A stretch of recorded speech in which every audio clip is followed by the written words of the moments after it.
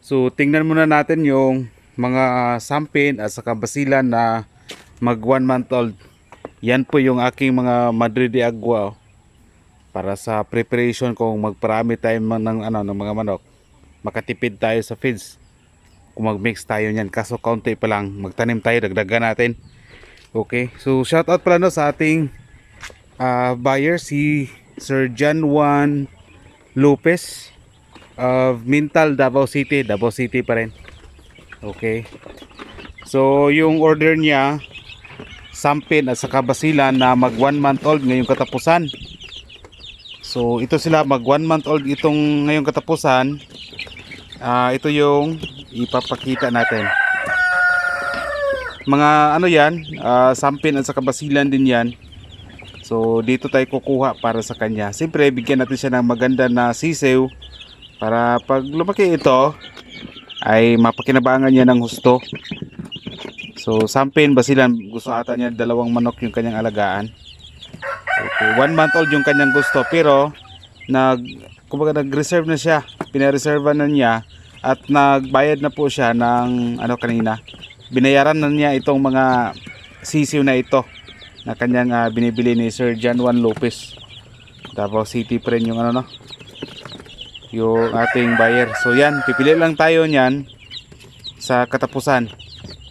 So marami pa yan, may matitira, ang dami pang matitira. So kung sino pa po yung gustong bumili ng may mga shamu asil ako rito, mga sampin, basilan, days old, month old, week old, hanggang 2 months old meron tayo. Kasi nga meron tayong ginagamit na incubator, kaya mabilis lang magparami ng mga sisiw. Okay, so yan so dito tayo kukuha kay Sir John Juan Lopez.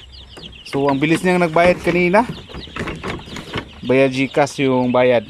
So by the way bago kayo magbayad, mag video call muna tayo para makita nyo na ako talaga yung makikita ninyo.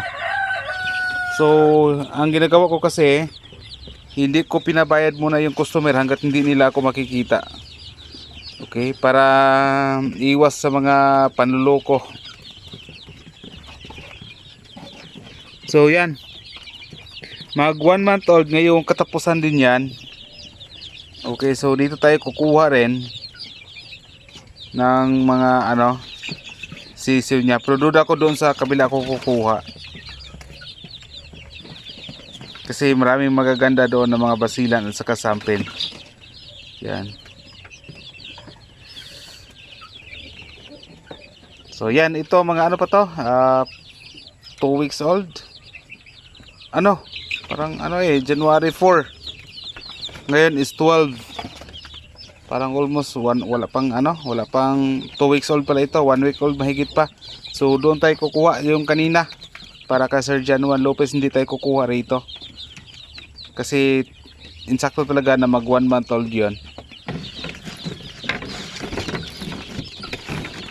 Dito, ito yung mga disold natin. Kahapon lang to ng mga sisew.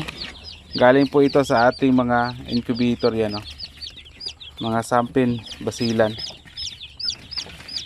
Okay, marami sampin dyan. So ganito yung ating ginagawa, kasi wala tayong budget, wala tayong pera sa yung malaki talaga na brooder talaga para sa mga sisew. Yung ating incubator hindi din gaano kadami yung capacity niyan, kaya yung ganito na setup tama na to.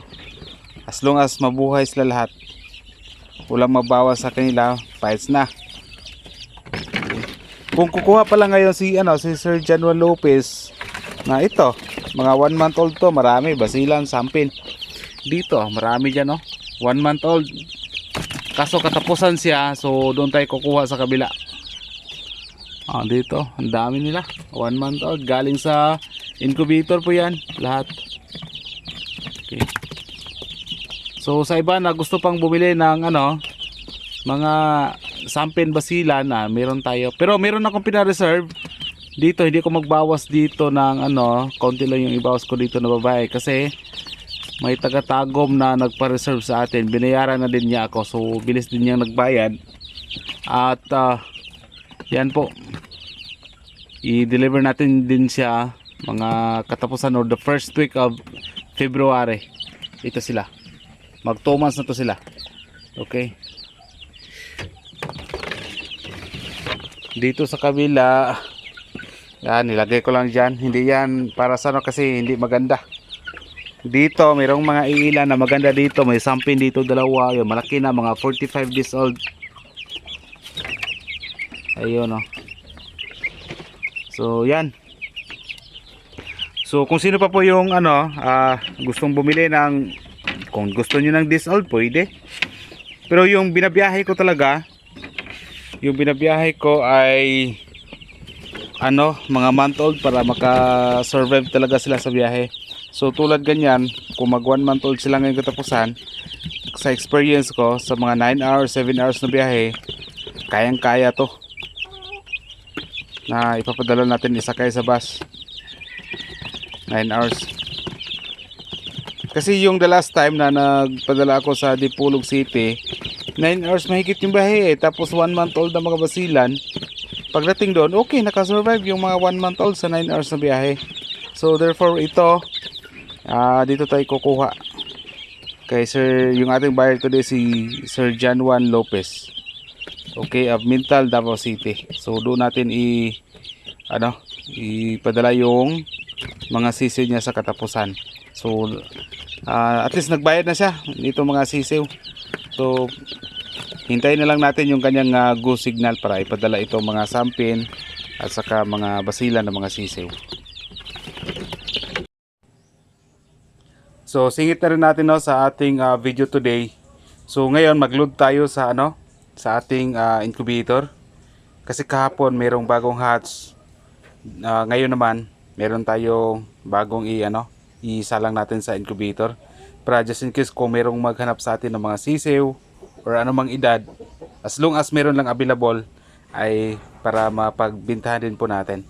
Para yung gusto kasi natin mangyari sa ating manuka na dapat linggo-linggo meron tayong kita sa ating manukan. Fertile eggs, mga sisiw, mga RTL, RTB, ganun po.